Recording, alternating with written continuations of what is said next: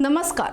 महाराष्ट्राच्या राजकारणात सध्या राज्यसभेच्या निवडणुकीची जोरदार चर्चा सुरू आहे। राज्यातील 7 रिक्त जागांसाठी 16 मार्चला मतदान होणार आहे आणि 5 मार्च ही अर्ज भरण्याची शेवटची तारीख आहे। महाविकास आघाडीतून कोणाला संधी मिळणार, शरद पवारांच्या नावाचं काय होणार आणि भाजप 5वा उमेदवार देऊन निवडणूक चुरशीशी करणार का, या चर्चांना आता पूर्णविराम मिळाला आहे। कारण भाजपने आपल्या 4 उमेदवारांची अधिकृत यादी जाहीर केली आहे। महाविकास आघाडीचे उमेदवार निश्चित होण्यापूर्वीच भाजपने आपल्या उमेदवारांची घोषणा करून राजकारणात आपण नेहमीच एक पाऊल पुढे असल्याचे पुन्हा एकदा सिद्ध केले आहे। आणि त्यांच्या निवडीमागे भाजपचं नेमकं काय गणित आहे, बघूया।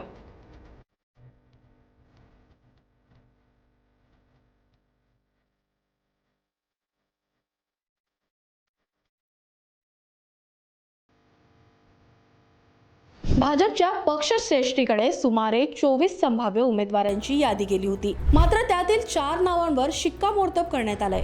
पाहूयात ही नावं कोणती। विनोद तावडे, भाजपचे राष्ट्रीय सरचिटणीस आणि पक्षातील एक अत्यंत अनुभवी आणि अभ्यासू नेतृत्व म्हणून विनोद तावडे ओळखले जातात। राज्याच्या राजकारणातून त्यांना राष्ट्रीय राजकारणात महत्त्वाची भूमिका मिळाल्यानंतर आता राज्यसभेच्या माध्यमातून त्यांची ताकद अधिक वाढणार आहे। Ramdas Athawale, Republican party of इंडियाचे अध्यक्ष आणि केंद्रीय मंत्री। त्यांच्या रिपब्लिकन पक्ष हा भाजपचा मित्र पक्ष। दलित मतदारांचा सन्मान करण्यासाठी भाजपने आठवलेंना पुन्हा एकदा संधी दिली आहे। माया इवनाते, हे या यादीतील एक धक्कादायक नाव। माया इवनाते या आदिवासी समाजातील महत्त्वाच्या नेत्या आणि महिला चेहरा आहेत।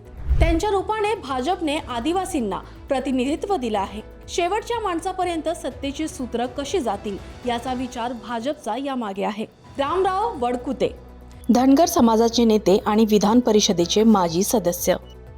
धनगर समाजाच्या प्रश्नावर काम करणारे वडकुते यांना संधी देऊन भाजपने एका मोठ्या समाज घटकाला न्याय देण्याची आपली भूमिका असल्याचा संदेश दिलाय। खरं तर रामराव वडकुते हे एनसीपीतून देवेंद्र फडणवीस यांच्या नेतृत्वावर विश्वास ठेवून भाजपमध्ये आले होते।